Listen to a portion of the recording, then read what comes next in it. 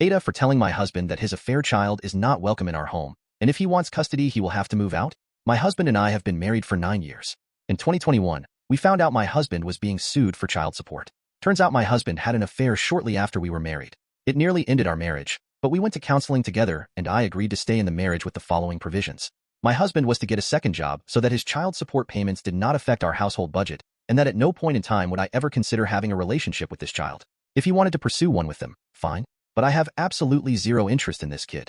So my husband has been getting to know his kid over the past couple years, and recently my husband came to me and informed me that there was some sort of baby mama drama.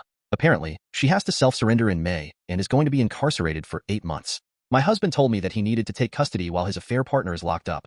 Otherwise, the kid would have to go to their grandparents who basically live on the opposite coast from us. Their kid doesn't want to have to change schools or be so far away from their friends, dad and mom. She will be doing her time fairly local to us. So, after my husband told me that, I got up and left the house.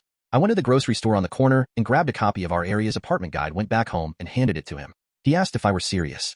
I told him I still felt the same way as I did 3 years ago. He said he didn't think that was fair considering the extenuating circumstances. I told him I don't care about the circumstances. His kid is not welcome in my home. If he wanted to take custody, I will grant him an amicable divorce, but I am not changing my mind. I am not taking care of some other chick's kid. Edit. For all the people concerned about what a whip cracker I am in making my poor husband work 2 jobs. He has never had a full-time job since we have been together. He works 2 part-time retail jobs now that add up to 40 to 50 hours a week. He currently only has supervised visitation with his kid. They see each other once or twice a month for a couple hours with a social worker present. And for those who seem to think that I need to be the one to file for divorce, no, I will not. I am not the one who created this situation. If my husband wants to pursue custody, I have told him I will not fight it. I will grant him an amicable divorce and let him be on his way. However, I am not going to waste my own time, energy, and money to do so. He is responsible for getting his own ducks in a row for the situation he created. That includes being the one to go through the headache of filing. Date. We discussed divorce. We discussed temporarily separating. We discussed a lot. We sat down and had a pretty big financial talk. He is not involved in our financial planning.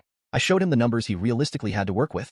I told my husband the truth, that while I love him, I won't lose sleep if we divorce.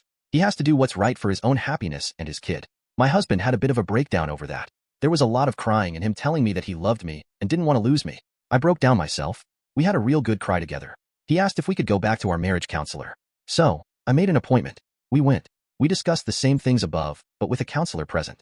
It basically boils down to my husband being very overwhelmed and conflicted about everything. He confessed he didn't really want to be an active parent but feels like he is supposed to. There's some deep stuff in there about his own family and race tied into that. So complicated emotions. He is terrified of losing me. He wants to prioritize our marriage. Hearing me say that I wouldn't lose sleep over divorcing left him shook. Our counselor strongly suggested that my husband get into individual therapy and gave some referrals. My husband has not pursued that. It did become pretty obvious to my husband that he was not in a place mentally or financially where he could take full custody though. So the kid is now in Virginia with maternal grandparents. My husband was actually going to go and visit the kid for their birthday this weekend.